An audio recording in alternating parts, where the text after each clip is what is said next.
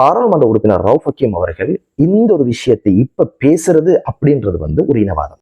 அனுரகுமார திசாநாயக்கவோடு இஸ்லாமிய சமூகம் பயணிப்பதில் என்ன பிழை இருக்கிறது என்பது எனது கேள்வி. எனவே அனுரகுமார திசாநாயக்க அன்று பேசிய பேச்சு இனவாத கருத்து தான், அது மாற்று கருத்து கிடையாது. மலையகத்து தமிழர்களை இந்தியாவுக்கு அனுப்பணும் அப்படின்ற ஒரு விஷயத்துல குறியா இருந்தவங்க இவங்க. இனவாதம் தேவைப்படுகின்ற பொழுது அதை கையில் எடுப்பார்கள், தேவையில்லை எனும் பொழுது அதை விட்டு விடுவார்கள், அவ்வளவுதான். சிங்கள மக்களுடைய சிந்தனையிலிருந்து அந்த கலாச்சாரத்தின் உருவானது என்று சொல்கிறார். இதை நாங்கள் அனுமதிக்க மாட்டோம். காரணம் என்ன? தமிழ் மக்களை தமிழ் இனத்தையும் சாடுவதும் பிழை என்பதுதான். மீசான் டிவி நேயர்களுக்கு அஸ்ஸலாமு அலைக்கும் வரஹ்மத்துல்லாஹி வபரகாத்துஹு. உங்கள் மீது சாந்தியும் சமாதானமும் உண்டாவதாக. இந்த காணொலியில் நாங்கள் எதை பத்தி பேச போறோம் அப்படின்னு கேட்டீங்கன்னா, அக்குருண பிரதேசத்துல முஸ்லிம் காங்கிரசினுடைய தலைவர் ரவுஃப் ஹக்கீம் அவர்கள் சஜித் பிரேமதாஸ் அவங்களை ஆதரிச்சு நடத்திய தேர்தல் பிரச்சார கூட்டத்துல மிகப்பெரிய கூச்சல், வேண்டாம் வேண்டாம் ரவுஃப் ஹக்கீம் வேண்டாம் அப்படின்னு சொல்லி கோஷங்களோட பேச விடாமலே கூச்சலிட்டு இறுதியாக அனைத்துக்கும் நன்றி என்று கூறி ரவுஃப் ஹக்கீம் அவர்கள் பாராளுமன்ற உறுப்பினர் அங்கிருந்து சென்றதை பார்க்க முடிந்தது. இந்த ஒரு விஷயம் இதனால் ஏற்பட்டது, அவருடைய மாவட்டம், அந்த மக்கள் எதற்காக இப்படி கூச்சலிட்டாங்க அப்படின்ற விஷயங்கள், இது பற்றி தான் இந்த காணொலியில முழுக்க நாங்க பேச போறோம். இது வரைக்கும் எங்களுடைய சேனலை யாரெல்லாம் சப்ஸ்கிரைப் பண்ணலையோ அவங்க எங்களுடைய சேனலை சப்ஸ்கிரைப் பண்ணி வைங்க. பிடித்திருந்தால் லைக் பண்ணுங்க. பயனுள்ள காணொலிகள் உங்களை வந்து சேரும்.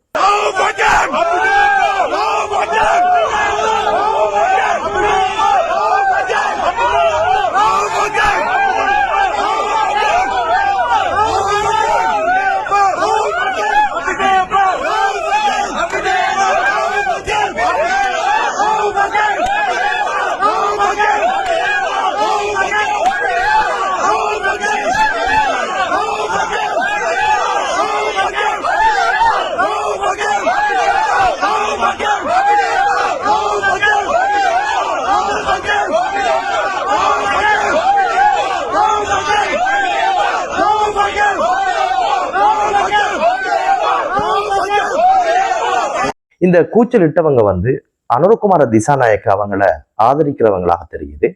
எதற்காக இவங்க கூச்சலிட்டாங்க அப்படின்ற ஒரு விஷயத்த தேடி பார்த்ததுல உண்மையிலே ரவுஃப் ஹக்கீம் அவர்கள் மீது அந்த மக்களுக்கு ஏதும் காழ்ப்புணர்வு உண்டா அப்படின்னு பார்த்தா வேற எந்த அரசியல் நோக்கங்களும் கிடையாது. இறுதியாக ரவுஃப் ஹக்கீம் அவர்கள் அனுரகுமார திசாநாயக்க அவங்கள ஒரு இனவாதியாக பேசியதும், அனுரகுமார திசாநாயக்க அவங்க 2019ஆம் ஆண்டு மே மாதம் ஆற்றிய பாராளுமன்ற அமர்வுல ஆற்றிய ஒரு உரை, ஒரு விவாதத்திலிருந்து சில விஷயங்களை மேற்கோள் காட்டித்தான் அந்த ஒரு விஷயத்தை அவர் சொல்லியிருந்தாரு.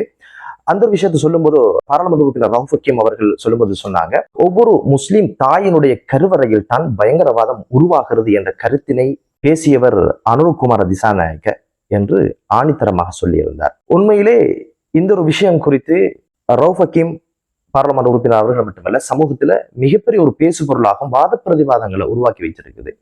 ஒரு சாரார் அனுரகுமார திசாநாயக்க அவங்க பேசின பேச்சு இனவாதம் அல்ல, இருக்கிற நிலைய சொன்னாரு, எங்கிருந்து அது உருவான ஒரு விஷயத்த சொல்லியிருக்கிறாரு என்று சொல்லுகின்றவர்களும் உண்டு. இல்ல முழுக்க ஒரு இனவாத கருத்துத்தான் என்று பேசுகின்றவர்களும் உண்டு. இப்படியான இரண்டு சாரர்களை பார்க்க முடியுது.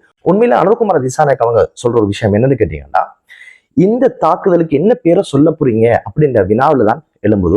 அதுக்கு அவர் சொல்லுகின்ற பேர் என்னன்னு கேட்டீங்கன்னா, இஸ்லாமிய மத அடிப்படைவாதத்தின் மிலேச்சல்தனமான தாக்குதல் என்ற பெயரை சொல்ல முடியும் அப்படின்ற ஒரு விஷயத்த சொல்லிட்டு, இது உருவானது எப்படி அப்படின்னு கேட்டீங்கன்னா, சமூகம் என்ற கருவறையில் பயங்கரவாதம் என்ற கரு என்று சொன்னாரு. இந்த ஒரு வார்த்தைக்குத்தான் பல்வேறு வியாக்கியானங்கள் சொல்லப்படுது. இந்த அர்த்தத்துல அவர் சொல்லல, இந்த அர்த்தத்துல சொல்லப்படுது, பல்வேறு பேச்சுக்கள் இருக்குது. உண்மையில அவர் பேசுற பேச்சில இருந்து கருவறை என்று சொல்வது சமூகத்தை, பயங்கரவாத தாக்குதல் என்பது, பயங்கரவாதம் அடிப்படைவாதம் என்பது உருவாவது அந்த சமூகத்தினுடைய கருவறையில் உருவாகி இருக்குது அப்படின்னு ஒரு விஷயம் சொல்றது அப்படின்றது ஒரு இனவாதத்தினுடைய ஒரு அடையாளமாகத்தான் என்னால் பார்க்க முடியுது. ஏன்னு கேட்டீங்கன்னா, அவர் சொல்றாரு, இந்த ஒரு அடிப்படைவாதத்தை, இந்த பயங்கரவாதத்தை களைய வேண்டுமாக இருந்தால் பாதுகாப்பு தரப்பு மட்டும் போதாது, அதே போன்ற ஏனைய சமூகத்துடைய தலையீடு போதாது, இதை உருவாக்கிய சமூகம்தான் அதை தடுக்க வேண்டும் என்று சொல்றாரு.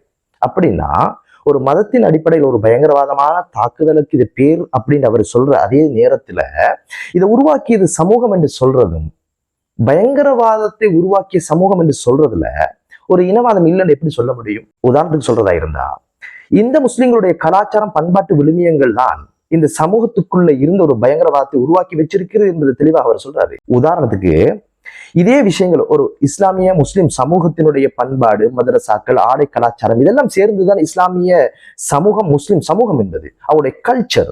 இந்த கல்ச்சர்ல இருந்து ஒரு பயங்கரவாதம் வருகுது அப்படின்னு சொல்லி பலசேனாக்கள் சொன்னா அதை நாங்க இனவாத கருத்துன்னு சொல்றோமே. இதுல என்ன வித்தியாசம்? சமூகம் என்ற கருவறை என்றுதான் அவர் சொன்னாரு. அந்த கருவறை என்று சொல்றதே சமூகம் என்ற கட்டமைப்பு, மதங்கள், கலாச்சாரம், பண்பாடு, ஆடை, மதரசாக்கள், வணக்க வழிபாடு எல்லாம் சேர்ந்ததுதான் அது. இரண்டுக்கும் இடையில எந்த வித்தியாசமும் கிடையாது. எனவே அனுரகுமார திசாநாயக அன்று பேசிய பேச்சு இனவாத கருத்து தான், அது மாற்று கருத்து கிடையாது. நான் அனுரகுமார திசாநாயக்க அவர் ஆதரிக்கிறேன் என்பதற்காக இல்லைன்னு சொல்லிட முடியாது. அன்னைக்கு பேசிய அந்த வார்த்தை இனவாதம் தான். பலசேனாக்கள் எதை பேசினார்? இனவாதம் சொல்றது போல இந்த ஒரு விஷயம் இஸ்லாமிய சமூகத்துல ஒரு சாரார் குறிப்பிட்ட எண்ணிக்கையில் உள்ளவங்க செஞ்சதை மதத்தோட இணைச்சு பேசுறது தான் இனவாதம், அதுதான் மதவாதம். அது அனுரகுமார திசாநாயக்கன் பேசியிருந்தாரு. எனவே அரசியல்வாதிகளை பொறுத்த வகையிலே அனைவரும் இனவாதிகள் தான். இனவாதம் தேவைப்படுகின்ற பொழுது அதை கையில் எடுப்பார்கள், தேவையில்லை எனும் பொழுது அதை விட்டு விடுவார்கள், அவ்வளவுதான். இதில் தூக்கி பிடிக்கவோ விமர்சிப்பதற்கு எதுவும் கிடையாது. இது இலங்கையினுடைய அரசியல் கலாச்சாரம், எம்மால் மாற்ற முடியாது. மாறணும் என்பது எல்லாருடைய ஆசையும். 2019 ஆண்டு என்பது இனவாதத்தின் உச்சம். எந்த அரசியல்வாதி கூட இனவாதம் பேசுறானோ அவன் பாராளுமன்றம் செல்ல முடியும், அவன் ஜனாதிபதி ஆக முடியும். அதை பார்த்தோமே கோட்டபய ராஜபக்ஷ. அவரை முட்டுக்கட்சி நிறுத்திய வேட்பாளர் வெறுமனை இனவாதத்தை மட்டுமே மூலதனமாக கொண்டு உருவாக்கப்பட்ட அரசு அது. எங்களுக்கு தெரியும். முஸ்லிம் தரப்புகள் ஒரு சிலர் அவர்களுக்கு ஆதரவு வழங்கினாலும் கூட அவர்களுடைய மேடைகளிலேயோ அவர்களுடைய பிரச்சார கூட்டங்களிலேயோ இவர் ஏறவும் இல்லை, அதுல அவர் பங்கெடுக்கவும் இல்லை.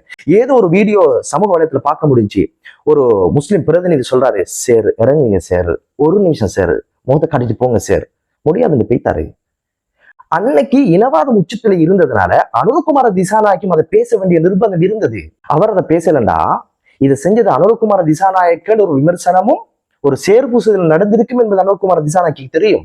அவர் எதிர்காலம் கேள்விக்குரிய ஆகிறதுனால அவர் பேச வேண்டிய நிர்பந்தம் இருந்தது, அவ்வளவுதான். எனவே இனவாதம் இல்லாத அரசியல், அரசியல் கலாச்சாரம் இல்லை என்பது கவலைக்குரிய ஒரு விஷயம்தான். இன்னைக்கு அந்த ஒரு விஷயம் கையில் எடுக்கக்கூடாது என்பதை எல்லா கட்சிகளும் உறுதியா இருக்குது. உதாரணத்துக்கு இதே முட்டுக்கட்சி இன்னைக்கு நாமல் அவங்கள ஒரு ஜனாதிபதி வேட்பாளர் நிறுத்திருக்கிறாங்க. இவங்க என்ன செஞ்சாங்க? அவங்களோட முதல் பிரச்சாரம் எங்கிருந்து ஆரம்பிக்குது? கட்டுக்கலை பள்ளிக்கு வந்தாங்க, பிரார்த்தனையில் ஈடுபட்டாங்க, தெமடகா பள்ளிக்கு போனாங்க, ஜியாரத்துக்கு பக்கத்துல இருந்து பிரார்த்தனை செஞ்சாங்க. இதுல இருக்கிறது யாரு தெரியும்? நாமலுக்கு பக்கத்துல சரத் வீரசேகர. சில மாதங்களுக்கு முன்னால மிக முக்கியமான செய்தித்தலங்கள்ல அவருடைய இனவாத ஸ்பீச் நிறைய வந்துச்சு. அப்போது தெரிஞ்சது இனவாதம் பேசி இந்த எலெக்ஷன் எதுவும் செய்ய முடியாது என்பதனால இனவாதி எல்லாம் அந்த இனவாதத்தை ஒரு பக்கமா வச்சிருக்கிறாங்க, அவ்வளவுதான். அனுரகுமார திசாநாயக்க ஆராதிக்கிறவங்க இனவாதியே இல்லைன்னு சொல்றது ஒரு அபத்தமான ஒரு விஷயம். காரணம் என்ன கேட்டீங்கன்னா, மலையகத்து தமிழர்களை இந்தியாவுக்கு அனுப்பணும் அப்படின்ற ஒரு விஷயத்துல குறியா இருந்தவங்க இவங்க. இனவாதம் இல்லாமலா? தேசியவாதம் இல்லாமலா? எனவே எல்லா கட்சிகளும் தேவைப்படும் பொழுது இனவாதத்தை கையில் எடுக்கிறது தான் உண்மை என்பதை நாங்கள் புரிஞ்சு கொள்ளணும். இந்த ஒரு விஷயத்துல ரவுஃப் ஹக்கீம் பாராளுமன்ற உறுப்பினர் திருவுபடுத்தல் என்னன்னு கேட்டா தாயின் கருவறை என்றுதான் சொன்னாரு. ஆனா கருப்பொருள் ஒன்றுதான். இஸ்லாமிய சமூகத்திலிருந்து தான் பயங்கரவாதம் உருவானது, அந்த மதத்தின் அடிப்படையில் தான் உருவானது என்பது தாயின் கருவை என்று சொல்லியிருக்கிற, அவ்வளவுதான். கருப்பொருள் திரிவுபடுத்தப்படல. சொல்லப்பட்ட விஷயம் இனவாத கருத்து என்பது அவர் சொல்லியிருக்கிறார், அவ்வளவுதான். அதே நேரம் பாராளுமன்ற உறுப்பினர் ரவுஃப் ஹக்கீம் அவர்கள் இந்த ஒரு விஷயத்தை இப்ப பேசுறது அப்படின்றது ஒரு இனவாதம். ஏன்னு கேட்டா, அனுரகுமார திசாநாயக முஸ்லிம் இளைஞர்கள் மட்டுமல்ல, நாட்டில் உள்ள எல்லா இளைஞர்களும் அனுமதிக்கின்ற ஆதரிக்கின்ற ஒரு சிச்சுவேஷன்ல இவருக்கு சேறு பூசுவதற்காகத்தான் இந்த ஒரு வார்த்தையை சொல்லியிருக்கிறார். மாற்று கருத்தே கிடையாது. அப்படியாக இருந்தா ரவுஃப் ஹக்கீம் பாராளுமன்ற உறுப்பினர் அவர் சைட்ல இருக்கிறது யாரு தெரியுமா? அனுரையை விட மிக மோசமான ஒரு இனவாத சிந்தனை உள்ளவர் சம்பிக்கரன் நமக்கு. எனவே அனுரகுமார திசாநாயக்கை முஸ்லிம்கள் ஆதரிப்பது பிழை என்று சொன்னால் யாரை ஆதரிக்க வேண்டும்? சஜித் பிரேமதாசை ஆதரிக்க வேண்டும். அவரோடு யார் இருக்கிறார்? மிக மோசமான சித்தாந்தங்களையும் இனவாதங்களையும் இந்த சமூகத்துல கட்டவிழ்த்தவர் தான் சம்பிக்கரன் நமக்கு. அவர் கூட உங்களுக்கு உறவை பேண முடியுமாக இருந்தால் அனுரகுமார திசாநாயக்கோடு இஸ்லாமிய சமூகம் பயணிப்பதில் என்ன பிழை இருக்கிறது என்பது எனது கேள்வி. எனவே இந்த நேரம் இந்த அனுரகுமார திசாநாயக்க அவங்க பேசின விஷயம் வன்மையா கண்டிக்கப்பட வேண்டியது. 2019 இதை பற்றி நீங்க ஏன் பேசலடா? அன்னைக்கு இனவாதத்தை பேசுறது கல்ச்சரா இருந்ததுனால அதை நீங்க விமர்சிக்கல. இன்னைக்கு ஏன் விமர்சிக்கீங்கன்னு கேட்டீங்கன்னா, அனுரகுமார திசாநாயக்கிடம் இருந்து முஸ்லிம் சமூகம் ஆதரவு வழங்குறத திசை திருப்பணும் என்பதற்காக சொல்லப்பட்ட ஒரு விஷயம். இதுவும் ஒரு இனவாதம். இப்போதோ அனுரகுமார திசாநாயக்க அவங்க இப்ப என்ன சொல்றாருன்னு கேட்டீங்கன்னா, அவர்கிட்ட எங்களுக்கு இருக்கிற கேள்வி என்னன்னா, பொதுபல சேனாவினுடைய ஞானசார தேர போன்றவர்கள் அடாவடித்தனம் செய்யும் பொழுது அனுரகுமார திசாநாயக்கோ அவருடைய கட்சிகளோ இது சிங்கள மக்களுடைய கலாச்சாரத்தினூடாக அல்லது பௌத்த மதத்தின் கலாச்சாரத்தினூடாக உருவான ஒரு விஷயம் என்பதை அவர் சொல்லல. தமிழ் மக்களுடைய போராட்டத்தை அப்படி அவர் விழிக்கல. இப்ப என்ன செய்யறாருன்னு கேட்டா, இந்த விஷயம் ஒரு பூதாகரமானத்தோட ஒரு அந்தர் பெல்டி. அது என்ன கேட்டீங்கன்னா, ஞானசார போன்றவர்களுடைய சிந்தனைகளும் சிங்கள மக்களுடைய சிந்தனையிலிருந்து அந்த கலாச்சாரத்தின் உருவானது என்று சொல்கிறார். இதை நாங்கள் அனுமதிக்க மாட்டோம். காரணம் என்ன? ஒரு சிலர் செய்கின்ற இந்த மிலச்சத்தனமான செயற்பாட்டினால் மதத்தையோ இனத்தையோ சாடக்கூடாது என்பது எமது விவாதம். இதை சொல்றதுனால அது நியாயமாகிட முடியாது. அது பிழை, இதுவும் பிழை. தமிழ் மக்களை தமிழ் இனத்தையும் சாடுவதும் பிழை என்பதுதான் எமது வாதம். எனவே ஏதோ ஒரு வகையில் அவர் அந்த விஷயத்தை சொல்லிட்டாரு. அதுக்காக அவர் சொல்லலாம், அப்படி ஒரு விஷயம் பேசப்பட்டது உண்மைதான், அந்த சிச்சுவேஷன்ல பேசப்பட்ட ஒரு விஷயம், அது மன்னிச்சு கொள்ளுங்க என்று சொல்றது நியாயமானது. அதை தாண்டி அதுக்கு நியாயம் கற்பிப்பது என்பது தவறான ஒரு விஷயம் என்பதுதான் எனது பார்வை. காரணம் என்னன்னு கேட்டீங்கன்னா, இது போன்ற இனவாத கருத்துக்கள் இந்த நாடு பயணித்ததன் காரணமாகத்தான் நாடு இந்த இடத்தில் இருக்கிறது, சமூகங்கள் இனங்கள் இந்த இடத்தில் இருக்கிறது என்பது எமக்கு யதார்த்தமாக புரிய முடியும். இதற்கு பின்னால் நாம் செய்ய வேண்டிய வேலை, நாடாக இனங்களாக நாம் என்ன செய்யணும் கேட்டா, இந்த நாட்டை கட்டி எழுப்புவது எப்படி, சுபிட்சமான வாழ்க்கையை நோக்கி பயணிப்பது எப்படி, பொருளாதார ரீதியாக நாம் எப்படி இந்த நாட்டை கட்டி எழுப்புவது என்பதை பற்றி சிந்திக்க வேண்டும், பேச வேண்டுமே தவிர இனவாதம் பேசுவதனால் நாடாக நாம் அனைவரும் தொத்து விடுவோம் என்பதுதான் உண்மை. எனவே இஸ்லாமிய சித்தாந்தமும் அது முற்றும் முழுதாக மறுதளிக்கிறது இனவாதத்தை என்பதையும் இந்த இடத்தில் நான் பதிவு செய்ய வேண்டும். ரசூலுல்லாஹி ஸல்லல்லாஹு அலைஹி வஸல்லம் அவர்கள் சொன்னார்கள், இனவாதத்திற்காக அழைப்பு விடுப்பவன், இனவாதத்திற்கு உதவி செய்கிறவன், அதற்காக இறப்பெய்தவன் ஜாகிலியத்துடைய இறப்பை எய்தவனாவான் என்று சொன்னார்கள். எனவே பல்லின சமூகம் என்பது இறைவனுடைய படைப்பு. பல மொழிகள் பேசுவது, பல கலாச்சாரங்கள் என்பது இறைவனுடைய படைப்பு, அது தவிர்க்க முடியாது. எனவே இந்த நாட்டினுடைய அழகே பல்லினம் வாழ்வதுதான். எனவே அந்த வாழ்க்கை ஓட்டத்திலே அரசியல் என்ற இனவாத கருத்துக்களை நாம் கூறி பிளவுபடுவதை விட ஒரு நாடாக, ஒரு சமூகமாக நாம் வாழ பழகிக் கொள்ள வேண்டும். அனுரகுமார திசாநாயக்கை ஆதரிக்கிறவங்களுக்கு பிரச்சனைக்காக சென்றிருக்கிறீர்கள், கூக்குரலிட்டீர்கள். எனவே இன்னும் ஒரு தலைகுனிவாகத்தான் இதை பார்க்க முடிகிறது. எனவே இது ஆரோக்கியமான பயணம் கிடையாது. எனவே நாடாக ஒரு தேர்தலை பொருத்தமானவர் என்று யாரை காண்கிறோம் அவருக்கு வாக்களிக்கலாம். வாக்களிப்பது என்பது உரிமை. எனவே யாரை புண்படுகின்ற விதத்திலோ, யாரை அகௌரவப்படுத்துகின்ற விதத்திலோ, யாரை அவமானப்படுத்துகின்ற விதத்திலோ நாம் நடக்காமல் இருக்க வேண்டும் என்ற வேண்டுதலோடு மற்றொரு காணொலியிலே உங்கள் அனைவரையும் சந்திக்கும் வரை விடைபெறுகிறேன். அஸ்ஸலாமு அலைக்கும் வரஹ்மத்துல்லாஹி வபரகாத்துஹு.